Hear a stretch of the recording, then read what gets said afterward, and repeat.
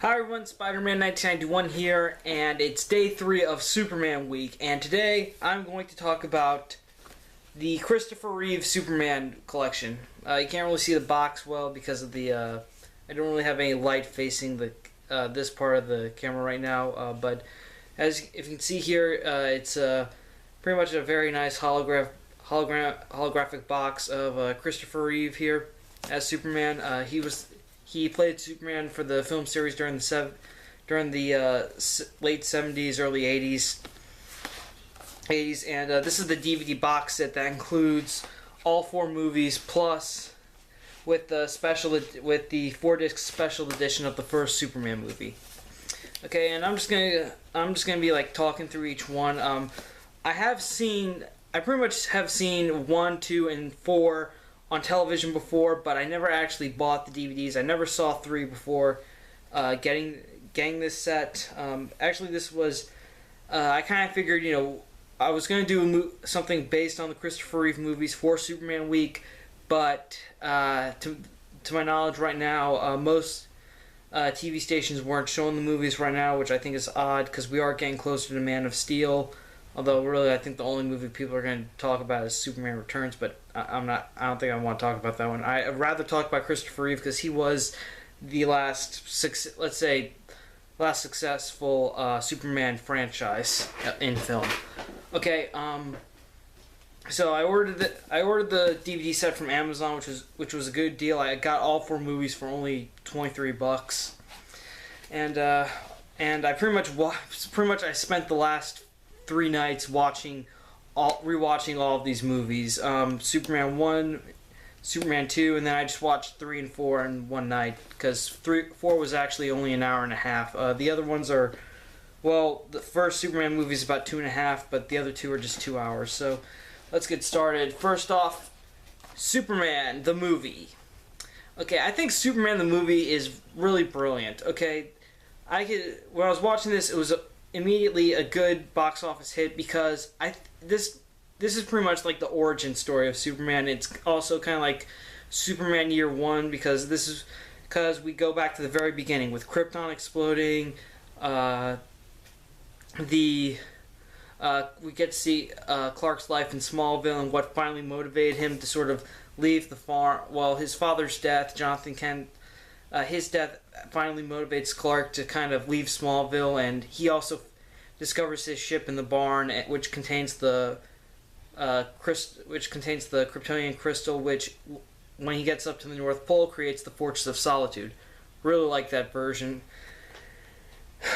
And after that, and after years of training with through the Jor-El program in the Fortress, he's finally ready to become Superman.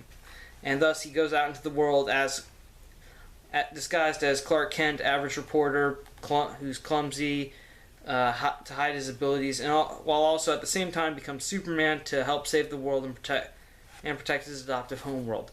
And meanwhile, while this is going on, Lex Luthor is planning to sink the most California by using the San Andreas fault line to help race the tides to pretty much eliminate California and give him beachfront property that he could sell. Gotta admit, I really didn't like the crazy, but the first movie I think is great.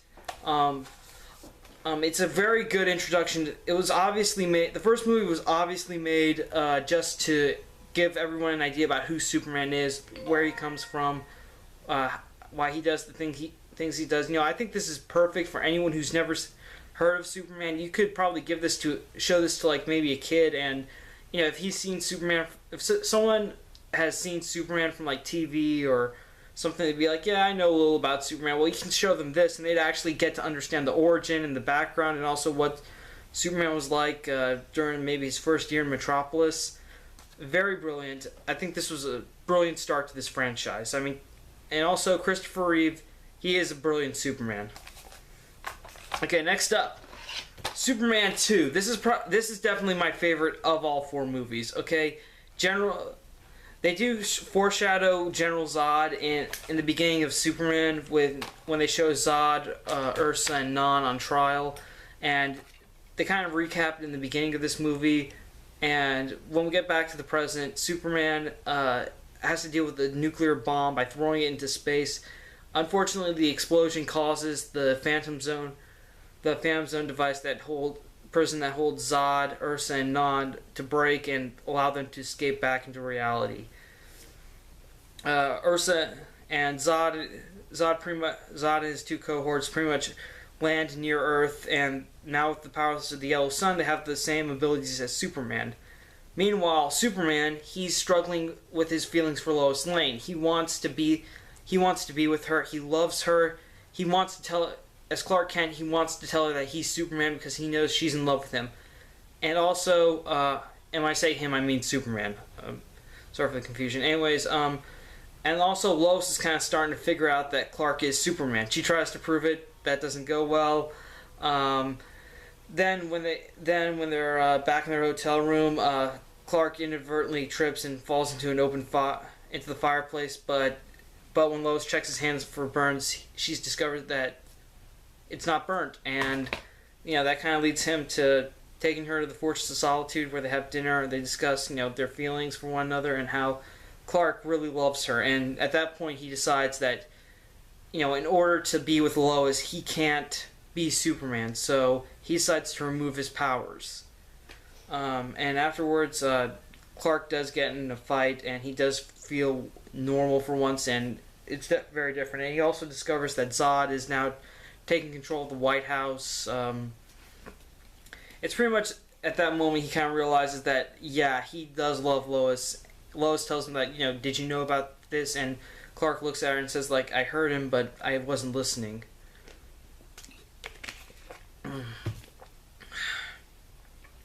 So Superman returns back to the Fortress of Solitude. He's able to get his powers back, but at the cost of the Jor-El entity fading from the fortress.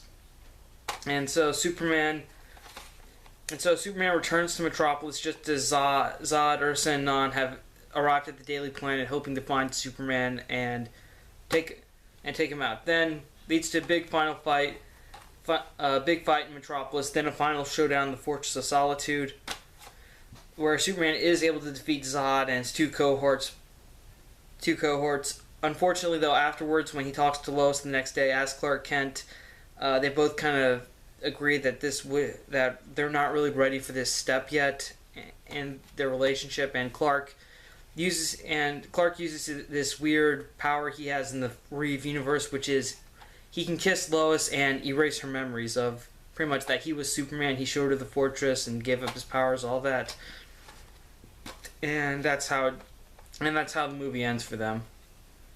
I gotta say, I love Superman Return. Mainly because, like I always say, Superman 2 was great because he actually fought someone. But yeah, I think that was a brilliant move to bring in General Zod and Ursa and Non, because obviously if you're going to have... I think at the time they needed someone powerful for Superman to fight, and so they figured, why not some rogue Kryptonians? It was a good idea.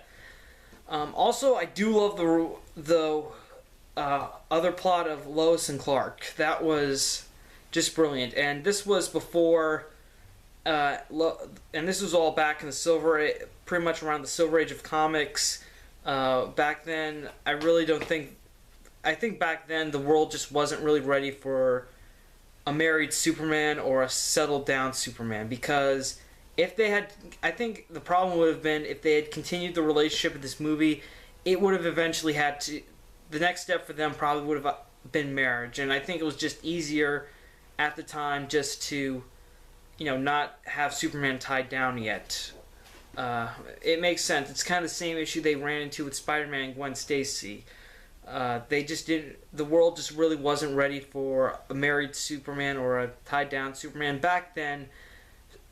And also, I really don't think that's what they wanted to do with the movies. They didn't want this to turn to a love story. They want to just make stories about Superman, show how awesome he is, and let it be and just write epic tales and not just something that's going to turn into a romance or anything like that. But overall, I still say Superman 2 is the best Christopher Reeve Superman movie of all of them.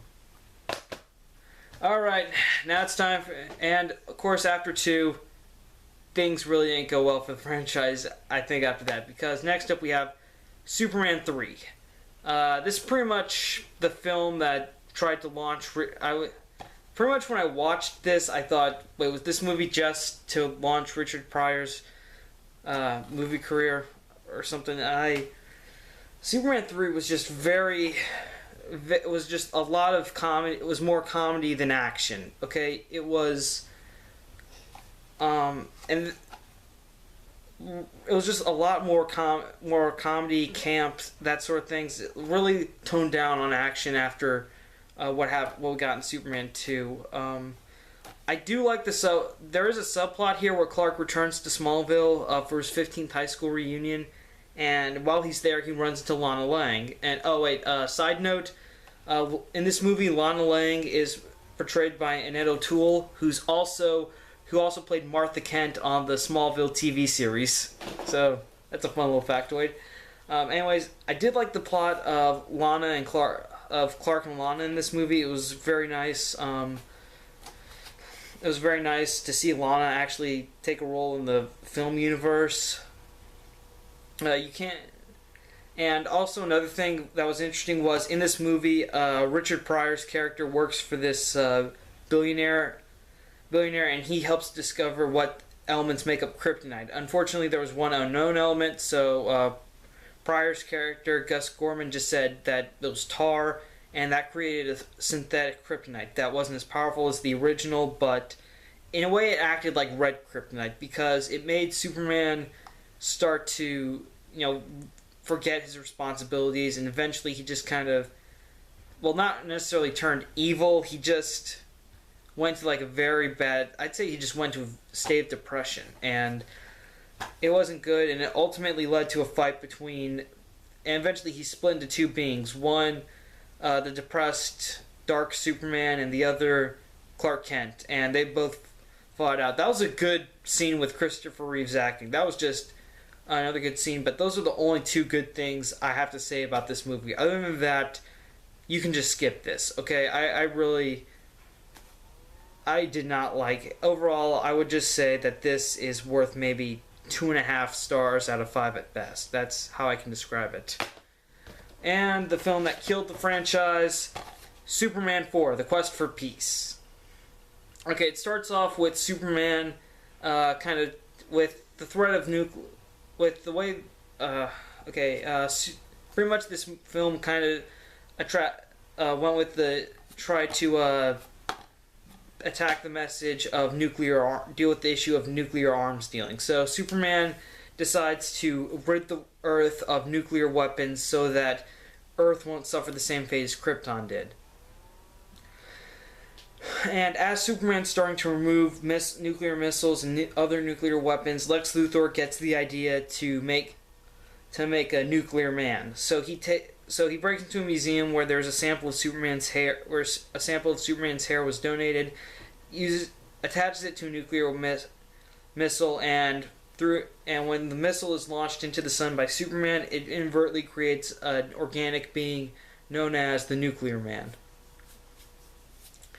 And the way the Nuclear Man works is he's actually able to damage Superman and infect him and make him sick. And the only thing that it's able to save Superman is actually the last Kryptonian crystal that was left, was another crystal that was still in his ship. And I think it may have been the power source or something. And Clark found it when he was inspecting his parents' property because his mother passed away and he was going to sell the Kent farm. And so Clark looked at the ship one last time. He found the last crystal, and it says that the power can heal him if he needs it, but can only be used once.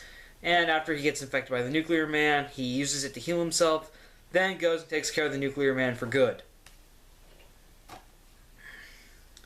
Yeah, even though Superman does fight someone, the plot in this was pretty weak. I gotta be honest with you. This was just Christopher Reeve did get a lot more creatively involved with this, but overall, at the beginning, he really didn't want to do a fourth Superman movie, but They convinced him otherwise, but unfortunately, this movie did not do well. I gotta be honest. Pretty much, you can just watch. Out of all the Christopher Reeve movies, the only ones you need to watch are just 1 and 2. After 2, you can just skip the other 2. Only see the last 2 if you just want, more Christopher Reeve. But I warn you, the plots in these aren't that great. All the stuff in 1 and 2 are amazing, but everything else, not so much. Overall, I think the Christopher Reeve franchise, I believe, is successful. Christopher Reeve himself, he was a brilliant Superman. Okay, he did a good job. Not just a brilliant Superman, but also a brilliant Clark Kent. He was very good at distinguishing the two, and not giving any kind of indication that Superman is Clark Kent in any way. He was really. In a way, he was like portraying 2 different characters. Obviously, that's the point of the secret identity, to have another sort of identity to take focus off your other one. And he was brilliant. Okay, Christopher Reeve is a phenomenal actor. He is a tough act to follow. I will say that. After that, I can see how intimidating it must be, probably for Henry Cavill, and probably how it was for Brandon Routh back when they made Superman Returns, or pretty much any actor who played Superman after this point. It's gotta be very intimidating, because Reeve left some pretty big boots to fill, so to speak. But overall, I would say the Christopher Reeve Superman movies are something that no comic book fan should miss. If you're a fan of Superman or just comic books in general, you should definitely check these movies out. But I still stand by my statement that 1 and 2 are probably the only ones that you absolutely need to watch. 3 and 4 you can just skip if you want to. And yeah, that's really all I have to say about the Christopher Reeve franchise. I still say pretty much in order from least to. And once again, I pretty much say that only watch 1, 2. 2 is my favorite.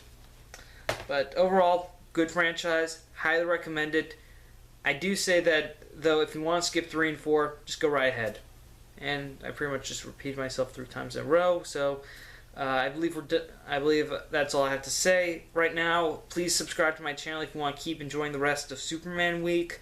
Thank you for watching. Thank you for subscribing to my channel. Spider-Man 1991 saying, see you later.